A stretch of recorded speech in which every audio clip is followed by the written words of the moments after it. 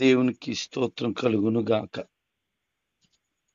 నేటి దిన ధ్యానం కొరకు విలాప వాక్యములు 5వ అధ్యాయం. దేవుని ప్రజలకు కలిగినటువంటి పరిస్థితి మనం ధ్యానం చేస్తున్నాం. ప్రవక్త అయినటువంటి ఇర్మియా తన అనుభవాలలో అనేక విషయాలు చూశారు. ఆయన వాటన్నిటినీ ఒకటి వివరించారు. ఈ వివరించడంలో ఆయన అనుభవించినటువంటి వేదన, కష్టం, శ్రమ, నింద, అవమానం, ఇరుకులు, కరువు, ఇంకా జైలు జీవితం, గోతులో పడిన అనుభవం, కొట్టబడిన అనుభవం, ప్రాణం పోయినంత పరిస్థితి, ఇలాగున ఎన్నో ఆయన అనుభవించారు. ఇదంతా ఎవరి కోసం, ఎందుకు అనంటే దేవుని ప్రజలు దేవునికి దగ్గరవటానికి, దేవుని ప్రజలు దేవుని మాట వినటానికి, దేవుడు చెప్పినది ప్రకటించటానికి,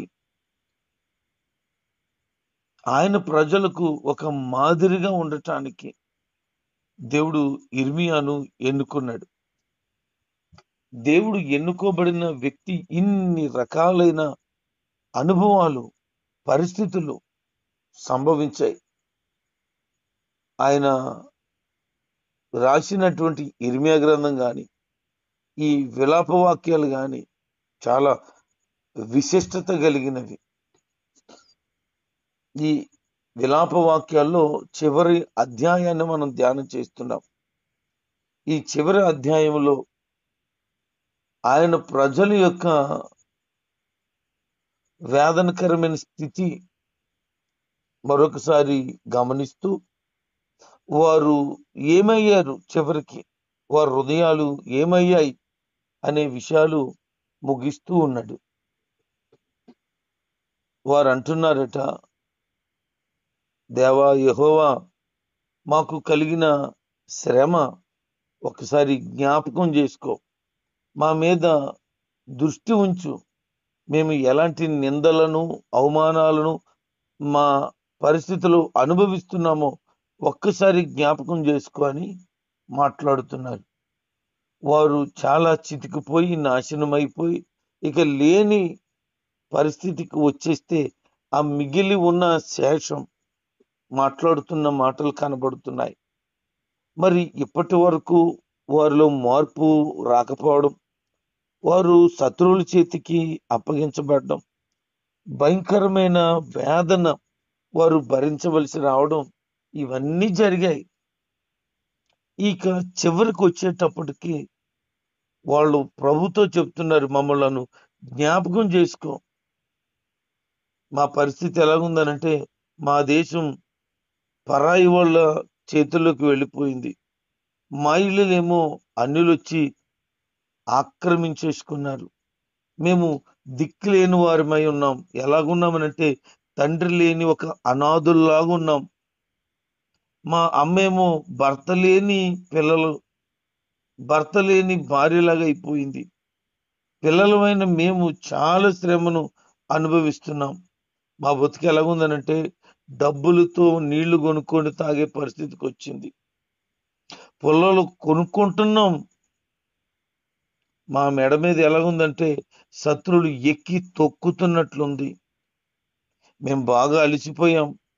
మా బ్రతుకులో విశ్రాంతి అనేదే కనబడతలేదు.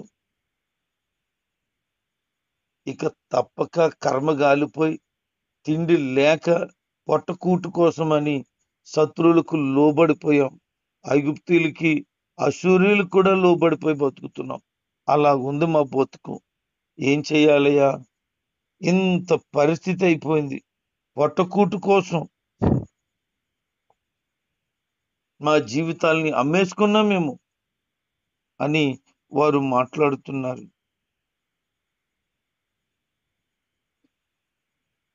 వారి స్థితి ఎంత ఘోరంగా మారిపోయిందో,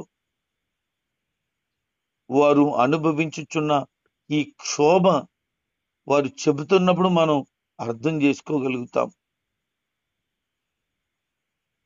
ఇది మా వల్ల కలిగిందనేదే కాదు కానీ ఇది మా తల్లిదండ్రుల నుంచి కూడా మాకు వచ్చేసింది. కారణం ఏంటంటే వాళ్ళు చేసినటువంటి పాపమే మా మీదకి వచ్చింది. మా పూర్వీకులు చేసినటువంటి అపరాధమే మేము గతించిపోవడానికి, మేము శిక్ష అనుభవించటానికి కారణమైంది. వాస్తవానికి పిల్లలు తల్లిదండ్రులు చేసినటువంటి దోష శిక్షను అనుభవిస్తున్నారంటే వారికి అది తగిందేనని ఈ భక్తుని యొక్క అభిప్రాయం. ఇర్మియా గ్రంథం 14వ అధ్యాయము 20 వచనంలో మేము దేవునికి వ్యతిరేకంగా పాపం చేశాం, మేము పూర్వీకులు చెడు చేస్తే ఆ చెడులో మేము ఉన్నాం, మేము ఒప్పుకుంటున్నాం మా వాళ్ళు తప్పులు చేశారు అని మాట్లాడుతున్నాడు. 16వ అధ్యాయం 11 నుంచి 12 వచనాల్లో కూడా మేము ఏం మాట్లాడాలో మాకు అర్థం కాలేదు, మా ఓళ్ళు చేసిన పనికి అనగా మా పూర్వీకులు చేసిన పనికి మేము అనుభవిస్తున్నామని చెప్తూ ఏం చేశారు వాళ్ళంటే విగ్రహారాధన చేశారు, ఇతరుల దేవుళ్ళను పూజిస్తూ సేవిస్తూ వాళ్ళు ఉన్నారు, అందుకే మేము ఇలాంటి పరిస్థితిలో ఉన్నాము అని చెప్తున్నాడు. ఇంకా 31, 29, 30 వచనాలు చూస్తే మా తల్లిదండ్రులు పుల్లని ద్రాక్షకాయలు తిన్నారు, మా పళ్ళేమో పులిసిపోయి అంటున్నాడు. వాళ్ళు తింటే వీళ్ళకి ఎందుకు పులిసిపోద్ది అంటే వాళ్ళు చేసిన తప్పు మాకు శిక్షగా ఉంది అంటున్నారు.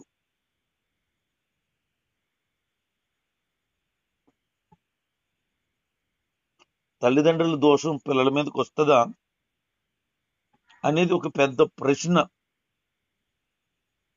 వాస్తవానికి తల్లిదండ్రులు చేసిన ఆస్తి మనకు వస్తుందా? వస్తుందండి. మరి తల్లిదండ్రులు సంపాదించిన ఆస్తి మనకు వస్తే వాళ్ళ వలన కూడా ఈ దోష శిక్ష రావాలి కదా. ఆస్తి వచ్చినప్పుడు ఈ పాపం తాలూకు ప్రభావం ఎందుకు రాదు? అందుకే నెహెమ్యా ప్రార్థన చేస్తూ ఇలా మాట్లాడుతాడు,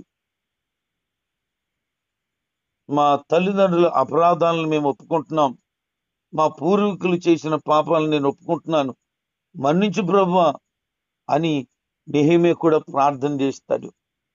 అంటే తల్లిదండ్రులు చేసినటువంటి పాపాలు పిల్లలకి ఖచ్చితంగా చుట్టుకుంటాయి. వారు తాగుబోతులై తిరిగిబోతులై వారు దేవుని మరిచి విడిచి ఇష్టం వచ్చినట్లు బ్రతికితే, వారు సంపాదన అంతా కూడా పాడు చేస్తే మరి పిల్లలకి శిక్ష కాదా? అలాగే తల్లిదండ్రులు దేవుని మార్గాన్ని విడిచిపెట్టి అన్ని దేవతలను ఆరాధన చేస్తూ దేవునికి పూర్తిగా దూరం అయిపోతే దానికి శిక్ష పిల్లలకు కూడా పడింది. కారణం ఏంటంటే వాళ్ళు అనుసరించిన మార్గమే వీళ్ళు అనుసరించారు. ఒకవేళ వాళ్ళు మార్గం అనుసరించకపోయినా వాళ్ళు చేసిన దానికి వీళ్ళు ఒప్పుకుంటే వీళ్ళ క్షమాపణ పొందుకోబడిన వారైపోదురు. కానీ అలా జరగటం లేదు. తల్లిదండ్రులను అనుసరించి జీవించేస్తున్నారు.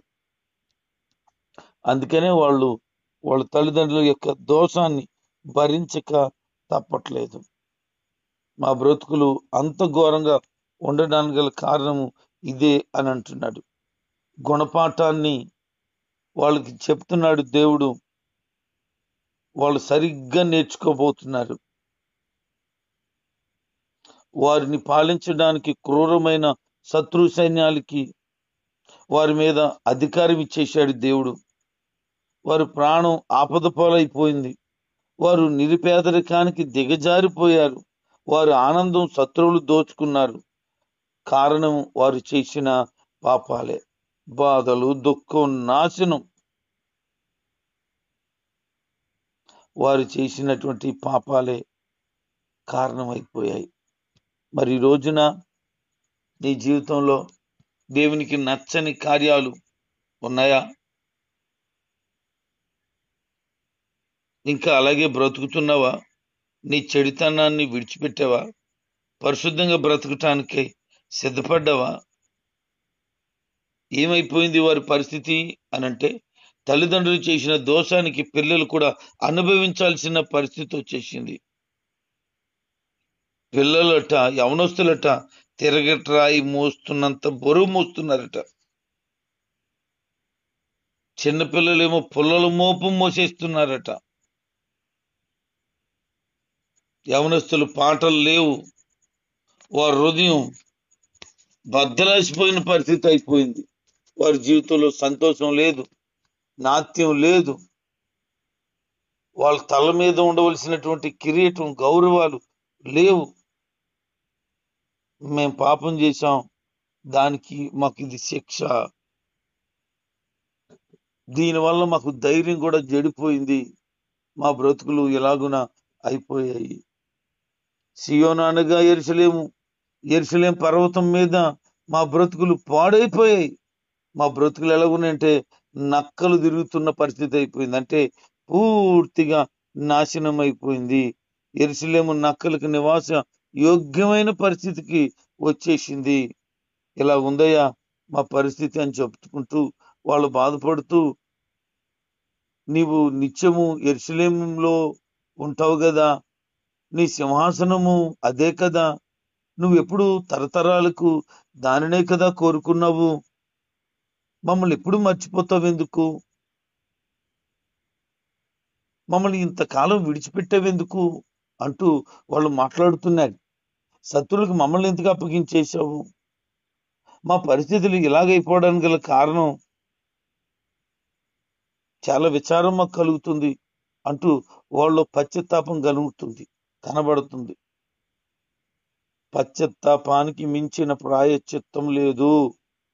నువ్వు చేసిన తప్పులు, అపరాధాలను ప్రభు సన్నిధిలో ఒప్పుకొని విడిచిపెట్టకపోతే దానికి తగిన శిక్ష నీకు వస్తూనే ఉంటది. మరి విడిచిపెడితే దేవుని కనికరాన్ని పొందుతాం. అందుకనే మనం ఎప్పుడు కూడా మన పాపములను ఒప్పుకునేవారుగాను, విడిచిపెట్టడానికి సిద్ధమైన వారుగాను ఉండాలి, విడిచిపెట్టాలి. చాలా మంది ఒప్పుకోక కప్పుకుంటా ఉంటారు. అందుకే వారికి ఏదో ఒక విధానంలో పనిష్మెంట్ కలుగుతూనే ఉంది. మరి నువ్వేమై ఉన్నావు? నువ్వు కూడా దేవుడు విడిచిన మరిచిన వ్యక్తివైపోయావా? అనిపిస్తుందా దేవుడు మమ్మల్ని మర్చిపోయినట్టున్నాడు, అందుకే మా బ్రతుకులు ఎలా ఉన్నాయి, అందుకే మా స్థితులు ఉన్నాయి, అందుకే మేము ఇలాంటి పరిస్థితులు అనుభవించవలసి వస్తుంది అని నీకేమన్నా అనిపిస్తుందా? అయితే ఈ రోజే వాళ్ళు చేసిన ప్రార్థనలు కూడా చెయ్యి. ప్రభు, నన్ను మర్చిపోయావా, నన్ను విడిచిపెట్టేసావా, ఎంతకాలం మర్చిపోతావు, ఎంతకాలం విడిచిపెడతావయ్యా, దయచేసి నన్ను జ్ఞాపకం చేసుకో అంటూ ప్రభు సన్నిధానంలో ప్రార్థిస్తూ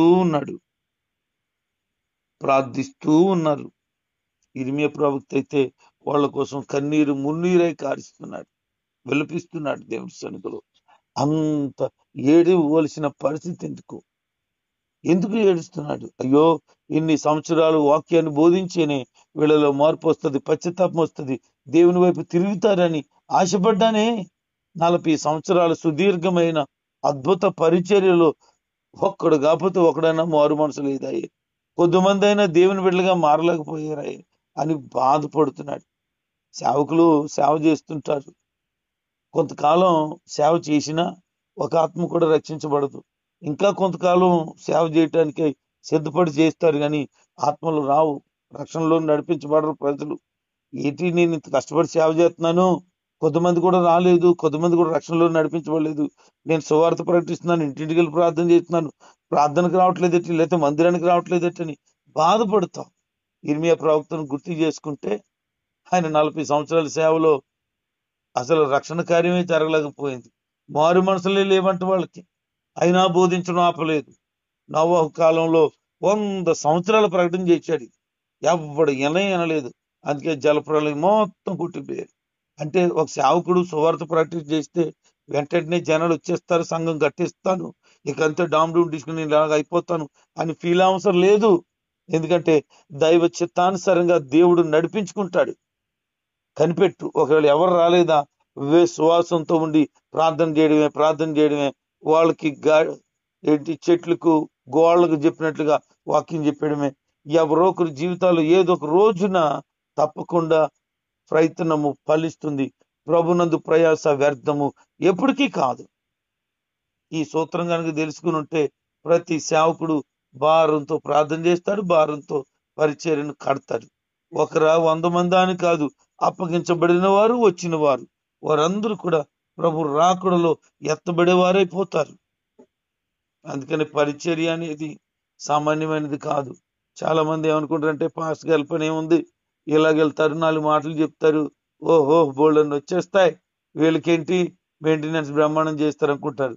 దాని వెనకాల ఉన్న ప్రయాస, మోకాళ్ళు, కన్నీళ్లు, కడుపు మార్చుకుని ప్రభు పాదాల దగ్గర ఉపవాసంతో గడిపిన రోజులు, బాబా. ఒక సేవకుని గురించి నేనేం వివరించగలను?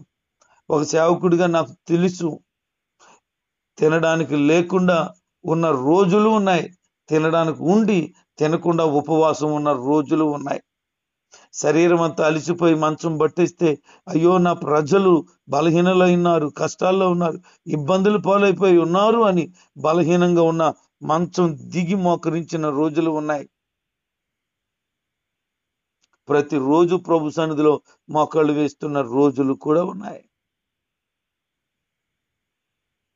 ఇంటి వారు కొరక కాక, తన వ్యక్తిగతంగా కాక, ఎవరో ముక్కు ముఖం తెలియని ప్రజల్లాంటి బయటోళ్ళ కోసం, వాళ్ళ రక్షణ కోసం కన్నీరు కార్చిన రోజులున్నాయి. ఎవడో కొడితే, ఎవడో తిడితే, ఎవడో అవమానిస్తే ఏడుస్తామే, దానికంటే ఎక్కువగా ప్రభువా పలానా వాళ్ళని రక్షించని ఏడ్చిన రోజులు ఎన్నో ఉన్నాయి. దైవ మందిరానికి వచ్చిన సరైనటువంటి ఆత్మ నడిపింపు లేని వారైపోతున్నారు. ఇంకను పాపాన్ని, చెడును, అపవిత్రను విడిచిపెట్టడం లేదు. ఎంత చెప్పినా లోక సంబంధమైన పద్ధతుల్లో ఉండిపోతున్నాడు. వాళ్ళ కోసం బాధపడి ప్రభు పాదాల దగ్గర ఏడ్చిన దినాలు ఎన్నో ఉన్నాయి. ఎన్నిసార్లు చెప్పిన కుక్కతో ఒక వంకరలాగా కొద్దిమంది బుద్ధులు అలాగే వంకర పోతుంటే మరలా వాళ్ళు గద్దించి సరి చేస్తున్న రోజులు కూడా ఉన్నాయి. ఒకటా రెండా, ఎన్నో అనుభవాలు. ఇంటికి వస్తే మంచినీళ్ళు ఇవ్వడానికి, కనీసం వాళ్ళకి చల్లనీళ్ళు ఇవ్వటానికి కూడా లేని రోజుల నుంచి సమృద్ధిగా పెట్టే రోజుల వరకు కూడా తెలుసు. ప్రేమించిన సంఘమే అవమానించిన పరిస్థితులు తెలుసు. మందిరం నిండా జనాలు వచ్చిన రోజులు తెలుసు. ఎవరు కూడా రాకుండా ఒంటరిగా సన్నిధిలో గడిపిన దినాలు తెలుసు. ఎన్నని చెప్పాలి? ఒక సేవకుడి యొక్క వేదన, బాధ ఇతరులకు చెప్తే అర్థం కాదు. అలాగే అనుకుంటారంతే, అలాగే చెప్తారనుకుంటారంతే. అంతేగాని ఇది మా కోసం దైవజనురాలు పడిన వేదన అనే సంగతే తెలీదు. మాకు అనారోగ్యాలు ఎవరి కోసం? మా కోసమేం కాదు, సంఘం కోసమే. మాకు బలహీనతలు ఎవరి కోసం వస్తాయి? మీకోసమే. కారణం ఏంటంటే మీకోసం మేము కడుపు కట్టుకుని ఉపవాసాలుండి ప్రార్థన చేస్తే ఈ శరీరం బలహీనం అయిపోయిన పరిస్థితులు కాదా? మీకోసం ఎంతో ప్రయాసపడితే దైవజనురాళ్ళు బలహీనమైపోయిన సందర్భాలు లేవా? మిషన్ కంటే ఎక్కువగా ఉదయం లేచిన కాంచి రాత్రి వరకు, అర్ధరాత్రి వరకు పనిచేస్తూ ఉంటే ఈ శరీరం ఎక్కడికక్కడికి సొమ్మసిల్లిపోయిన పరిస్థితులు మీకు తెలీదా? ఇర్మియా ప్రవక్త యొక్క వేదన ఒక దైవ సేవకుడిగా నాకు తెలుసు. ఆయన అనుభవించిన క్షోభ చాలా ఎక్కువే అయినా, నా జీవితంలో నేను అనుభవించింది ఒకవేళ చాలా తక్కువే అయినా, ఒక దైవజనుడిగా సాటి దైవజనుడి యొక్క ఆ ప్రసవ వేదన తెలుసు. బోధించకూడదు వీళ్ళకి మాట చెప్తే మళ్ళీ ఏమనుకుంటారో అనుకున్న రోజులు ఉన్నాయి. చెప్పకపోతే ఎముకలు మండిపోతూ గుండె నువ్వు ప్రకటించు అని బలంగా గద్దించిన రోజులు ఉన్నాయి. ఎవరు ఏమంటే అనుకోని, ఎవరు ఎలా అనుకుంటే అనుకోని అని దేవుని కొరకు నిలబడిన రోజులు ఉన్నాయి. ఎన్ని ఎన్ని ఎన్ని అనుభవాలు! ఈ ఇర్మియా ప్రవక్త వాళ్ళు అంటున్నారు మమ్మల్ని విడిచిపెట్టారు, మర్చిపోయారని. కానీ వాళ్ళ కోసం పడిన ప్రయాస, వేదన ఎంత గొప్పది. వాళ్ళు అంటున్నారట, దేవా, నీవు మమ్మల్ని నీ తట్టు త్రిప్పుము, అప్పుడు మేము నీ వైపు తిరుగుతాము. ఇన్నిసార్లు ప్రకటించి 40 సంవత్సరాలు బోధ చేస్తే ఇప్పుడు చివరి కాళ్ళకి చెప్తున్న మాట ఏంటంటే, ప్రభువా నీవే మమ్మల్ని తిప్పు. ఆయన మెళ్ళ తిప్పేస్తాడు. అంటే వీళ్ళు అసమర్థత కనబడుతుంది. ప్రభువా నీ వైపు తిరుగుతున్నాము, మమ్మల్ని క్షమించు అండం మానేసి నువ్వు త్రిప్పు ప్రభువా మమ్మల్ని అంటే మళ్ళీ ఆయన తిప్పుతాడా? ఇంక తిరగరా వీళ్ళు. ఇంకొక ఆలోచన చేస్తున్నారు వాళ్ళు. మనం దేవుని వైపు తిరగాలంటే తిరగలేకపోతున్నాం. ఆయన సహాయం మనకు కావాలి అనే ఉద్దేశాన్ని వ్యక్తం చేస్తున్నారు. దేవుడు తప్పకుండా వారికి సహాయం చేయటానికి ఇష్టపడుతున్నాడు. వాళ్ళు అంటారు, మా పూర్వపు స్థితి మరలా మాకు దయచేసి కలుగుజేయి ప్రభువా. పూర్వం ఉన్న ఆనందం, పూర్వం ఉన్న భక్తి, పూర్వం ఉన్న ప్రార్థన జీవితం, పూర్వం జరిగించిన పండుగలు మరలా మేము కలిగి ఉండేలాగా మమ్మలను జ్ఞాపకం చేసుకో. ఆ స్థితిని మాకు ఈ ప్రభు అని పశ్చాత్తాపడుతున్నారు. పూర్తిగా కాలిపోయినప్పుడు, పూర్తిగా నాశనం అయిపోయినప్పుడు, బొత్తిగా శత్రువులకు అప్పగించబడినప్పుడు, ఇక లేదు అనుకునే స్థితికి వచ్చేసినప్పుడు, ఒకవేళ నీ జీవితం కూడా పూర్తిగా నాశనం అయిపోయి ఉందా? అయితే భయపడకో. ఎందుకంటే పాడైపోయిన దానిని బాగు చేసి ఇవ్వగలిగిన శక్తి నా దేవునికి ఉంది. నీ జీవితం ఎంత అట్టడికి వెళ్ళిపోయినా మరలా పూర్వపు వైభవాన్ని ఇవ్వగలిగిన దేవుణ్ణి మనం కలిగి ఉన్నాం. భక్తుడని యోబు తన జీవితంలో అదే జరిగింది. 42వ అధ్యాయము 10వ వచనంలో ఎలా అంటాడు, తనకి పూర్వపు స్థితినట దేవుడు మరలా అతనికి దయచేశాడు, రెట్టింపుగా ఆశీర్వదించేసి ఇచ్చేశాడు. ఈరోజు నీ జీవితం కూడా ఈ ఇశ్రాయేలు ప్రజల వలె ప్రార్థించే మనసు అయి ఉండుంటే, పూర్వస్థితి ఇవ్వి ప్రభా మాకు అనంటే తప్పకుండా పూర్వపు సమృద్ధిని నీకు ఇవ్వటానికి ఇష్టపడుతున్నాడు. మమ్మల్ని పూర్తిగా వదిలేసావు, నీ కోపం చేత మమ్మల్ని నింపేశావు. ఈరోజు నీ కోపాన్ని తీసివేసేసి మా మీద జాలి చూపించి పూర్వపు స్థితి మాకీ ప్రభు అని చేస్తున్న ప్రార్థన ఎవరు చేయగలిగిన దేవుడు వారి జీవితంలో బలమైన కార్యాలు తప్పక చేస్తాడు. అటు మనసుతో సాగండి, అటు విధానంలో ప్రభు సహాయం కోరండి. దైవ సన్నిధి మీకు తోడుగుంటది. మీ పూర్వపు స్థితిని దేవుడు మీకు ఖచ్చితంగా ఇస్తాడు. అది రెట్టింపుగా ఆశీర్వాదకరంగా ఇస్తాడు. దేవుడి మాటలు దీవించి ఆశీర్వదించును గాక. ఆమేన్.